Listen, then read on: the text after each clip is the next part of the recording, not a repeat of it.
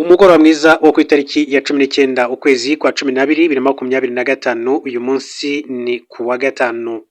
Hanyuma hari amakuru menshi cyane yakomeje kugenda avugwa mu bitangazamakuru byinshi cyane, ariko natwe hari amakuru dufite ndetse twifuza ko tuza kuyasangira. Suhuze abari mu Rwanda, abari mu karere k'ibiyaga bigari, Uganda, Repubulika ya Demokarasi ya Kongo, Tanzania n'igihugu cy'u Burundi. Nsuhuze abanyarwanda muri Central Africa, Mozambique, Sudani ndetse mu bindi bihugu bitandukanye byo ku mugabane wa Afurika, namwe muri ku mugabane w'Uburayi, France, Belgique, Suède, Ubusuwisi, Denmark, namwe muri Canada ndetse na Leta Zunze Ubumwe za Amerika, mwese mbahaye ikaze kuri aya makuru. Mu buryo busa nk'ubutunguranye, umukuru w'igihugu cy'u Rwanda yatumijweho muri Leta Zunze Ubumwe za Amerika. Itumizwaho rye ntirivugwaho rumwe kugeza magingo aya ngaya.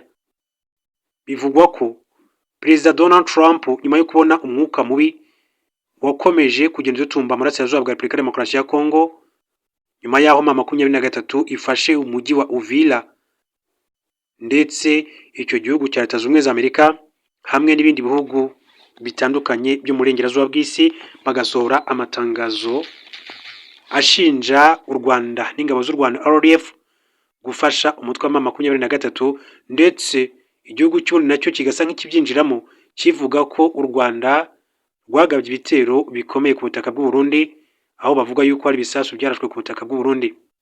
Ibirego u Rwanda rwahakanye rukavuga ko ari ibisasu byaturutse mu Burundi birashwe n'ingabo z'u Burundi, biraswa mu burasirazuba bwa Kongo hariya hafi za Kamanyora, bitewe n'ipfunwe baramaze kugira kubera yuko M23 yirukanye inica mu buryo babaje cyane ingabo z'igihugu cy'u Burundi zari zimaze igihe kitari gito zirwana mu burasirazuba bwa Repubulika ya Demokarasi ya Kongo.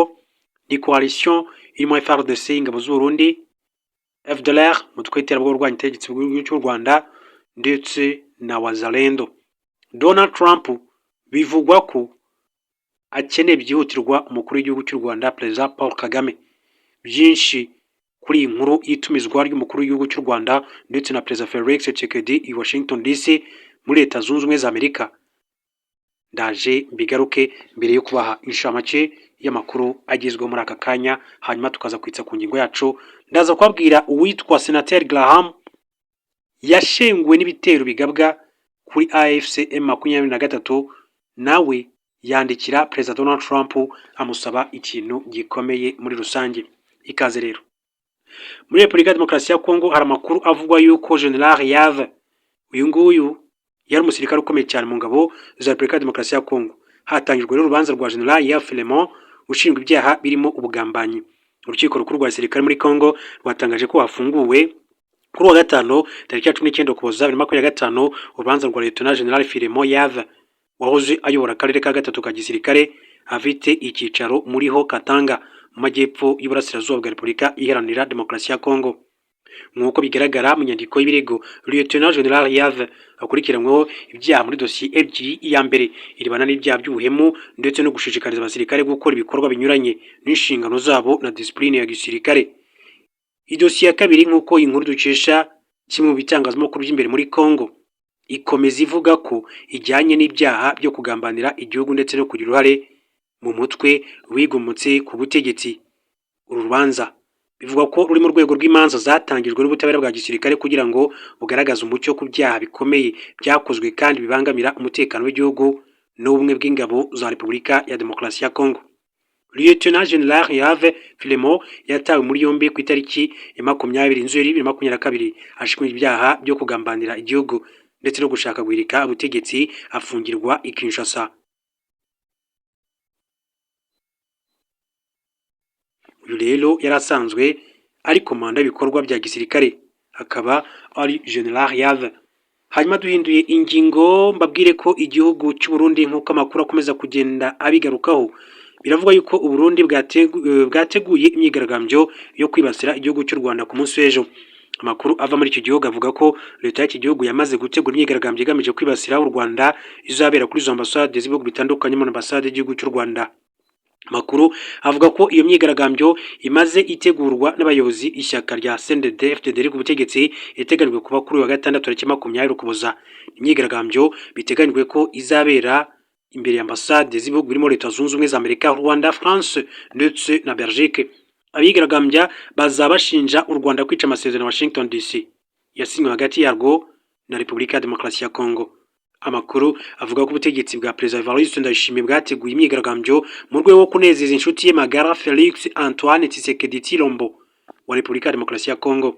Burundi bukomeje kwigaragaza nk'uburajwe ishinga n'amasezerano y'amahoro ya Washington DC, mu gihe u Rwanda rumaze igihe rushyira mu majwi iki gihugu rubushinja kubangamira ishyirwa mu bikorwa ry'ayo masezerano.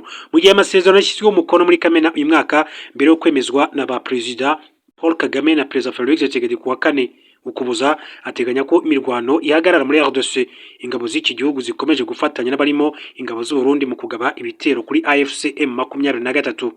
Uburundi by'umwihariko maze igihe bwarahinduye ikibuga cy'indege birindiro byifashishwa na Leta ya RDC mu kugaba ibitero kuri AFC M23, dore ko iki kibuga aricyo cyifashishwa mu kugaba ibitero byo mu kirere ndetse no kujyana intwaro n'amasasu ku rugamba.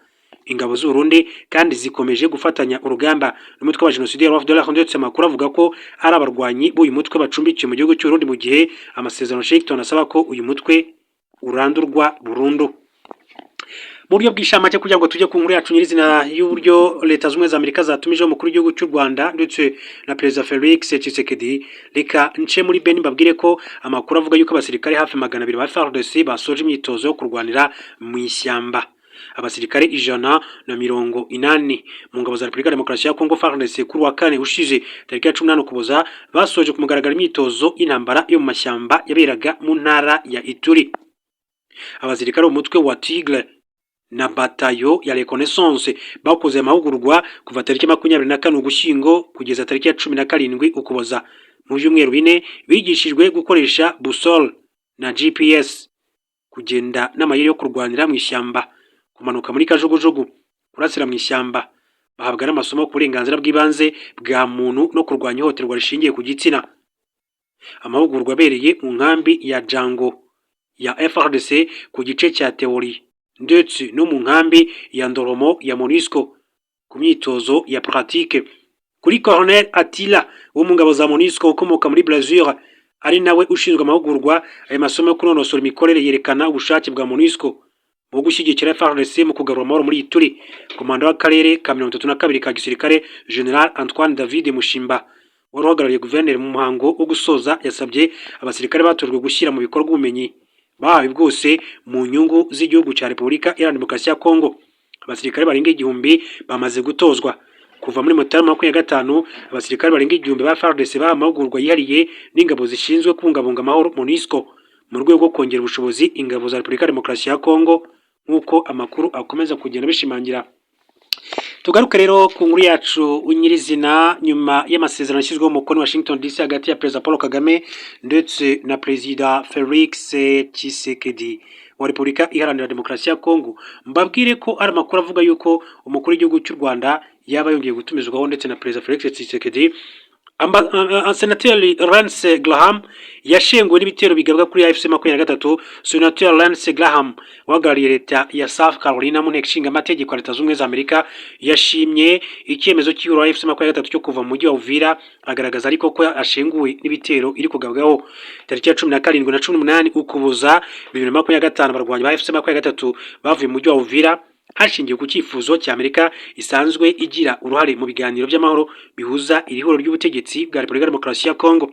Mbere yuko abarwanyi batangira kuva mu mujyi wa Uvira, AFC M23 yatangaje ko ihuriro ry'ingabo za Leta ya RDC litagomba kuwusubiramo, bityo ko abahuza barimo Amerika, Qatar n'umuryango wa Afurika yunze ubumwe African Union bakwiye gushaka uburyo bwizewe bwo kurinda umutekano wa civil.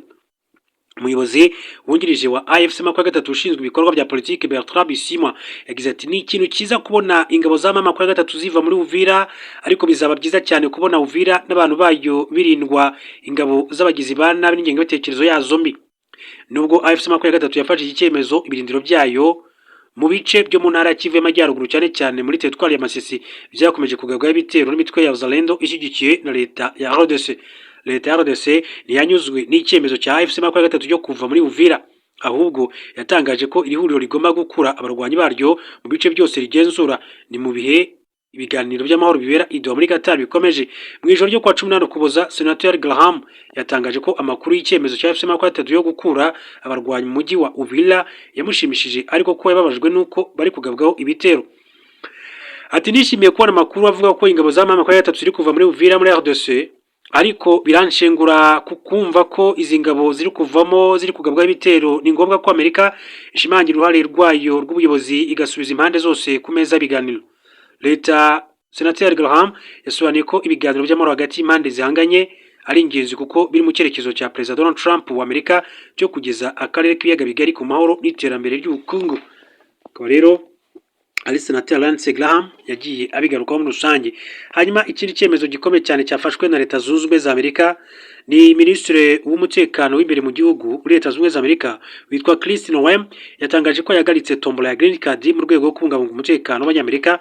Uyu muyobozi yasobanuye ko iki cyemezo cyafashwe na Perezida wa Amerika Donald Trump nyuma yaho bimenyekanye ko ukekwaho kurasa muri kaminuza ya Brown MIT yinjiye muri iki gihugu kubera ko yahawe Green Card. Ukekwaho kurasa muri izi kaminuza ni Claudio Neves Valente ukomoka muri Portugal, yinjiye bwa mbere muri Amerika muri 2000 nk'umunyeshuri. Muri 2017 ahabwa uruhushya rwo guturayo burundu. Kuri wa 19 Ukuboza 2025 Minisitiri Noem yatangarije ku rubuga nkoranyambaga rwa X ati umuntu wakoze ibikorwa by'ubugome ntiyarakwiye namba kwemererwa kwinjira muri iki gihugu. Buri mwaka Amerika itanga Green Cards 50,000 binyuze muri tombora. Ibihugu bifite abantu bake muri Afrika cyane muri Amerika cyane ibyo muri Afrika nivyo byibandwaho muri iyi gahunda.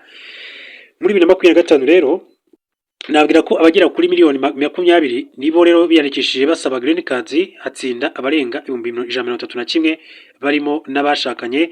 Bwana Trump yarasanzwe arwanya tombora ya Green Card kuko muri 2017 yashatse kuyihagarika nyuma yaho ikamyo yari itwawe n'ikihebe yagonze abantu mu mujyi wa New York City ikica abantu 7. Minisitiri Noem yatangaje ko iyi tombora yangiza ubuzima bw'Abanyamerika bityo ko idakwiye gukomeza kubaho muri Leta Zunze Ubumwe za Amerika. Mwuka mubi kandi wongeye gututumba hagati ya Afurika y'Epfo ndetse n'igihugu cya Leta Zunze Ubumwe za Amerika, magera ko iki gihugu cyashinje Leta ya Afurika y'Epfo gufunga abakozi bazo bari mu bikorwa byo gufasha Abanyafurika y'Epfo bakomoka i Burayi kubona ubuhungiro, ziteguza ko zishobora kwifatira ingamba zikomeye. Uyu mwuka mubi wongeye gututumba hagati y'impande zombi ukomoka ku mukwabu uherutse gukorwa n'abashinzwe umutekano muri Afurika y'Epfo wafatiwemo Abanyakenya 7 bakoreraga muri iki gihugu mu buryo butemera amategeko. Minisitiri w'Ububanyi n'Amahanga ya Afurika y'Epfo yatangaje ko aba Banyakenya binjiye muri iki gihugu bafite visa y'ubukerarugendo. Aho gukora ubukerarugendo batangira gufasha abantu kubona ubuhungiro muri Amerika. Iyi minisiteri yasobanuye ko aba Banyakenya batawe muri yombi basubizwa iwabo kandi ko bahawe igihano cyo kumara imyaka igera kuri 5 badakandagira ku butaka bwa Afurika y'Epfo kubera gukoresha nabi visa bahawe. Tariki ya 18 Ukuboza, Ambasade ya Amerika muri Afurika y'Epfo yatangaje ko uyu mukwabo wafatiwemo Abanyamerika bari mu gikorwa cyo gufasha Abanyakenya Abanyafurika y'Epfo bazwi nka Afrikaners, kandi ko amakuru ya pasiporo zabo yashyizwe mu ruhame. Ambasade yatangaje ko gushyira mu ruhame amakuru ya pasiporo z'abakozi b'Abanyamerika ari uburyo bwo kubahotera ndetse no kubatera ubwoba, bityo ko Amerika idashobora kwihanganira imyitwarire. Iti Amerika ntiyihanganira imyitwarire nk'iyi igamije guhotera abakozi bayo cyangwa se abaturage bayo bakorera mahanga byemeye kandi mu buryo butanga amahoro. Gushyira hanze amakuru yabo bwite abaranga bibashyira mu kaga. Amerika yasabye Leta Afurika y'Epfo gukurikirana abataye muri yombi abakozi b'Abanyamerika kandi ko nitabikora bizayigiraho ingaruka zikomeye. Yagize iti Leta Afurika y'Epfo ninanirwa gukurikirana babigizemo uruhare bizagira ingaruka zikomeye cyane. Turayisaba gufata ingamba zihutirwa kugira ngo isubize ibintu ku murongo, inakurikirana kandi ababigizemo uruhare. Leta Afurika y'Epfo yasubije ko ibyakozwe muri umukwabu byose bishingiye ku mategeko yayo, ihakana no gushyira hanze amakuru bwite ya pasiporo z'abakozi ba Leta Zunze Ubumwe za Amerika. Hanyuma rero reka tugaruke mu Rwanda gatoya no mu karere, mbabwire ko urwego rw'igihugu rw'ubugenzacyaha RIB rwohereje mu bushinjacyaha dosiye y'abantu 4 bakekwaho uruhare mu rupfu rw'umufrère Benoît Hategekimana wayoboraga ishuri rya EP Autonome de Butare riri mu karere ka Huye. tariki ya 2/2025 nibwo Frère Hategekimana Menwa yitabye Imana, aho RIB imenyeye amakuru hakozwe iperereza. Ubu hakaba rero hafunzwe abantu 4. Abafunzwe barimo aba Frère babiri bakoranaga na nyakwigendera ndetse n'abandi bari bafite aho bahuriye n'iri shuri. Ikinyamakuru Igihe.com cyamenye ko dosiye yabo yoherejwe mu bushinjacyaha tariki ya 18 Ukuboza, no ku munsi w'ejo hashize 2025, ndetse kuri ubu bose bafungiye kuri sitasiyo ya RIB ya Ngoma. Iperereza ryagaragaje ko mu ijoro ryo ku itariki ya 1 Nzeri 2025 rishyira ku itariki ya 2 Nzeri, aba bose hamwe na nyakwigendera bagiye kwiyakirira kuri umwe muri bo bahava saa 7 z'ijoro, ariko Frère Benoit arembye kuko atabashaga kwigenza. Umwe mu ba Frère bagenzi be yamujyanye aho babaga aramuryamisha kandi yarabonaga arembye. Kuwa 2 Nzeri 2025 saa 9 nibwo Frère Benoit yajyanywe kwa muganga mu bitaro bya kaminuza bya CHUB. Muganga wamwakiriye akaba yemeza ko bamugejeje yamaze gupfa. Abaregwa bakurikiranywe ibyaha birimo kwirengagiza gutabara umuntu uri mu kaga. Ni icyaha giteganywa n'ingingo ya 144 itegeko riteganya ibyaha n'ibihano muri rusange.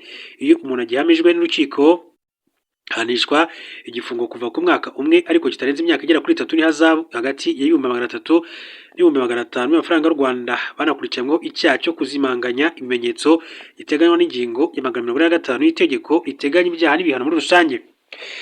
Uwamijwe iki cyaha n'urukiko ruhanishwa igifungo kuva ku myaka 2 ariko kitarenze imyaka igera kuri 3 n'ihazabu y'ibihumbi 500 kugera kuri miliyoni y'amafaranga y'u Rwanda. Frère Benoit Hategekimana rero akaba yaritabye Imana nyuma y'amasaha make rero asangiye na bagenzi be. Binakekwa ko ashobora kuba yararozwe. Ati Benoit Hategekimana Frère yari imfura, ndabizi mpora nsenga Imana. Ati ngizanshyire ukuri hanze, iranyumva ndabizi zabikora. Ati ubwo se niba baravuye mu kabari saa 7 z'ijoro bakamujyana kwa muganga saa 9, ubwo kwirengagiza gutabara uri mu kaga koko biri hehe? Ahubwo ko amakuru amwe avuga ko abareze baba basanzwe bafitanye amakimbirane n'aba Frère baregwa. Ati ariyo mpamvu rero umuntu yakwibaza ngo ko abareze umunsi w'ishyingura bari bahari, kuki barindiriye amezi 3 arenga ngo babone kurega? Ati rwose rero babakanira bakwiye, niba koko bararenganyije mugenzi wabo, hari benshi bapfa kubera impamvu zitumvikana, ariko RIB ije igerayo. Ati ababo rero babikozwe babiryozwe. Ati rwose babakanire urubakwiye niba bararenganyije mugenzi wabo, ahubwo hari benshi bapfa amarabira. Ati kandi bagenzi babo babigizemo uruhare, RIB ije igera hose. Ibyo n'ibitekerezo n'ibyantu batandukanye bagira icyo bavuga kuri urupfu rwa Frère Benoit Hategekimana. Ciye mu gihugu cy'u Burundi, mbabwire ko amakuru mashya aravuga ko Minisiteri y'Umutekano w'imbere mu Burundi iri gusaba abaterankunga bufasha bwo kwita ku mpunzi nyinshi cyane zaturutse mu burasirazuba bwa Repubulika ya Demokarasi ya Kongo. Minsi ishize iyi minisiteri yasobanuye ko kuva tariki ya 25 kugeza ku tariki ya 15 kwa 2025 Burundi bwakiriye impunzi 71,889 z'abanyekongo n'abarundi bagera ku 8,700 batashye bavuye muri RDC biturutse ku mirwano yatangiye mu ntangiriro z'uku kwezi. Yatangaje ko umubare w'izi mpunzi uruta cyane ubushobozi bw'inkambi z'agateganyo zabakiriye zirimo iya Ndava, Gatumba, Vugizo, Rumonge n'Amakombe, bityo ko kubungabunga ubuzima bwazo, kuzirindira umutekano, kuzibonera aho zirara no kuzitunga bigoye cyane. Hari abanyekongo benshi cyane bafashe icyemezo cyo kujya kubana n'abaturage mu midugudu, bamwe muri bo rero bakodeshereza inzu zabo zo kubamo. Gusa leta y'u Burundi yategetse ko bose bazivamo kugira ngo bajye muri izi nkambi zegereye umupaka. Leta y'u Burundi yagaragaje ko mu gihe kwita kuri izi mpunzi bigoye n'izindi z'iki gihugu cyakiriye kuva muri Mutarama 25 zikeneye ubufasha bwihutirwa. Minisiteri yagize iti guverinoma y'u Burundi irasaba byihutirwa abo mu gihugu ndetse no mu mahanga ubufasha mu gukemura iki kibazo gikeneye ubutabazi. Turasaba imiryango y'ubutabazi, abafatanyabikorwa mu bya tekinike n'imari, societe civile, imiryango nyine itegamiye kuri leta n'imiryango ishingiye ku myemerere gutanga umusanzu kugira ngo iki kibazo kibonerwe igisubizo gikwiye kandi gihuriyeho. Mu itangazo risaba impunzi z'abanyekongo kuva mu baturage, iyi minisiteri yatangaje ko iteganya kuzohereza mu nkambi za kure y'umupaka hashingiwe ku itegeko mpuzamahanga iriho rya F23 riherutse kandi gufata ibice byinshi mu ntara ya Kivu y'Amajyepfo byegereye umupaka w'u Burundi, byatumye leta y'u Burundi ifunga umupaka wo ku butaka wa Gatumba na Vugizo asigara inzira yo ku kiyaga cya Tanganyika. AFC 23 yafashije abarundi bari baheze muri Vuira gutaha. iri huriro ryasabye leta y'u Burundi kandi ko nayo yafungura imipaka kugira ngo abanyekongo bahungiye muri bice bitandukanye by'intara Bujumbura nabo batahe. Leta y'u Burundi yatangaje ko iri gushakira izi mpunzi igisubizo kirambye kirimo gucyura izifuza gutaha, ariko ko bizabaho mu gihe iby'ingenzi bikenewe kugira ngo zitahe bizaba bimaze kuboneka. Ishami ry'umuryango w'abibumbye rishinzwe impunzi UNHCR rigaragaza ko kugeza tariki ya 30 Ukwakira 2025 Burundi bwari bucumbikiye impunzi 110,746 z'abanyekongo. UNHCR igaragaza ko hagati y'itariki ya 5 na 16 Ukuboza Burundi bwakira impunzi 82,275 z'abanyekongo zaturutse mu bice birimo Kamanyola, Ruvungi, Katogota ndetse no mu mujyi wa Uvira. Ibyo rero bakomeza kugenda bivuga. Reka rero amakuru yacu nyemere nyasoreze kuri iyi nkuru mbabwira ko ihuriro rya AFC M23 ryatangaje ko mu gitondo cyo kuri 19 Ukuboza 2025 ingabo za Repubulika ya Demokarasi ya Kongo zagabye igitero ku birindiro byaryo biherereye mu gace ka Makobola mu ntara ya Kivu y'Amajyepfo. Ihuriro rya AFC 23 ryatangaje ko mu gitondo cyo kuri 19 Ukuboza 2025 ingabo za Repubulika ya Demokarasi ya Kongo zagabye igitero ku birindiro byaryo biherereye mu gace ka Makobola mu ntara ya Kivu y'Amajyepfo. Umuvugizi wa AFC 23 Lawrence Kanyuka yatangaje ko ihuriro ry'ingabo za RDC yifashishije drone z'intambara n'ingabo zirwanira mu mazi zaturutse mu mujyi wa Baraka muri teritwari ya Fizi. Lawrence Kanyuka asobanuye ko abaturage bo muri Makobola ndetse no mu gice cya Minembwe nabo bagabweho igitero hifashishijwe drone y'intambara n'intwaro ziremereye cyane bacikamo igikuba. AFC M23 irahamagarira abanyekongo n'abafatanyabikorwa mpuzamahanga kuba abatangabuhamya kuri ubu kurenga ku gahenge, kwisubiza kandi kugambiriwe ndetse no gukomeza kwica bagenzi bacu. AFC 23 yatangaje ko ibi bitero bishimangira ko leta ya RDC idashaka amahoro kandi ko idaha agaciro umutekano w'abasivili kuko ikomeje kubahohotera ariko ntibiryozwe. Ibi bitero bigabwe nyuma yaho AFC 23 ikuye abarwanyi bayo mu mujyi wa Uvira yari yafashe tariki ya 9 Ukuboza mu kugira ngo ibiganiro by'amahoro bihuriza na leta ya RDC Doha muri Qatar bigende neza. Mbere yo kuva muri Uvira, AFC 23 yasabye abahuza barimo leta zunze ubumwe za Amerika, Qatar n'umuryango wa Afurika yunze ubumwe gushyiraho ubuyobozi bwizewe bwo kubungabunga umutekano w'abasivili. AFC 23 yagaragaje ko ingabo za RDC iz'u Burundi Wazalendo na FDLR bitagomba gusubira mu mujyi wa Uvira bitewe nuko mu gihe byagenzurwaga byanahoteraga abasivili bawutuyemo. Lawrence Kanyuka tangaje ko ihuriro ry'ingabo za RDC ryifashishije drone n'intwaro ziremereye cyane zigaba rero ku bice baherereyemo. Reka rero mbashimire cyane, bifurize kandi gukomeza